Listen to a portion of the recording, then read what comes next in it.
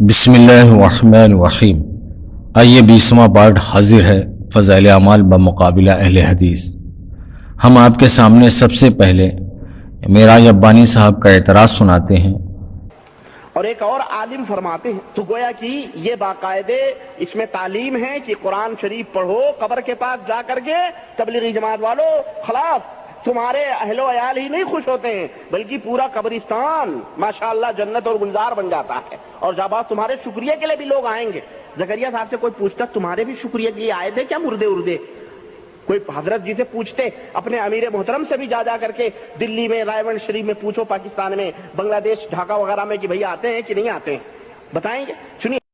جیسا کہ معراج ربانی صاحب کی زبانی آپ نے فضائل اعمال کے واقعے پر اعتراض سنا، اب معراج ربانی صاحب کے بالمقابل اہل حدیث کے مجدد اور مجتہد نواب صدیق حسن گاہ بھوپالی صاحب کی زبانی سناتے ہیں کہ نواب صدیق حسن گاہ بھوپالی صاحب نے بھی فضائل اعمال کے جیسے واقعات بیان کیے ہیں، لیکن پھر بھی ان پر کوئی اعتراض نہیں۔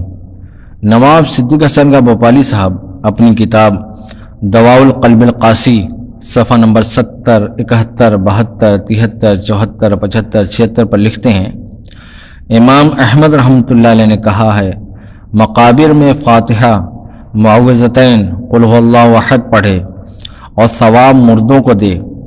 عمر رضی اللہ تعالیٰ عنہ نے وصیت کی تھی کہ بعد دفن کے نزدیک ان کے سر کے فاتحہ و خاتمہ سورہ بقرہ پڑھی جاوے، یعنی شروع کا سورہ بقرہ کی آیتیں اور آخر کے سورہ بقرہ کی آیتیں پڑھی جائیں، اور 11 بار قل هو اللہ کا آیا ہے، اس سے برابر عدد اموات کے اجر ملتا ہے۔ قرطبی رحمۃ اللہ نے کہا علماء کا اجماع ہے کہ ثواب صدقے کا مردوں کو پہنچتا ہے۔ اسی طرح قرأت قرآن، دعا، استغفار کا حدیث میں آیا ہے۔ مردہ اپنی قبر میں مثل غریق درمادہ کے ہوتا ہے، انتظار دعا کا کرتا ہے کہ طرف سے باپ یا بھائی یا دوست کے پہنچے۔ جب پہنچتی ہے تو دنیا و ما فیہا سے زیادہ اس کو محبوب ہوتی ہے۔ اب نواب صدیق حسن کا بھوپالی صاحب کچھ واقعات بیان کرتے ہیں جن کو میں مختصراً بیان کر دیتا ہوں۔ نواب صدیق حسن کا بھوپالی صاحب لکھتے ہیں، حسن بصری رحمۃ اللہ کہتے ہیں ایک عورت کو قبر میں عذاب ہوتا تھا، سب لوگ خواب میں دیکھتے تھے، پھر چند روز کے بعد دیکھا تو اس کو آرام میں پایا۔ پوچھا اس کا سبب کیا ہے؟ کہا مجھ پر ایک شخص کا گزر ہوا تھا، اس نے فاتحہ اور درود حضرت پر پڑھ کر مجھ کو بھیجی۔ اس مقبرہ میں 507 مردے تھے، یعنی 500 مردے تھے جن کو عذاب ہوتا تھا۔ آواز آئی کہ عذاب کو ان سے اٹھا لو برکت سے اس درود شریف کے، یعنی اس درود شریف کی برکت سے ان پر عذاب ہٹا دیا گیا۔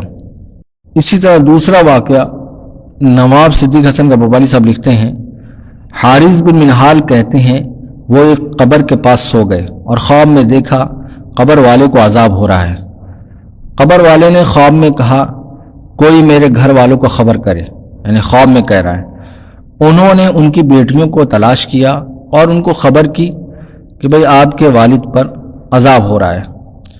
وہ لوگ قبر پر آئے اپنے والد کے اور خوب روئے اور اللہ سے مغفرت چاہی۔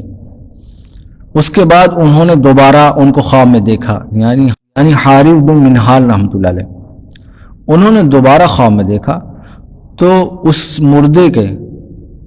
مردے سے عذاب ہٹا دیا گیا۔ دیکھا کہ ان کے سر پر نور کا تاج تھا اور پاؤں میں سونے کی نالین تھیں۔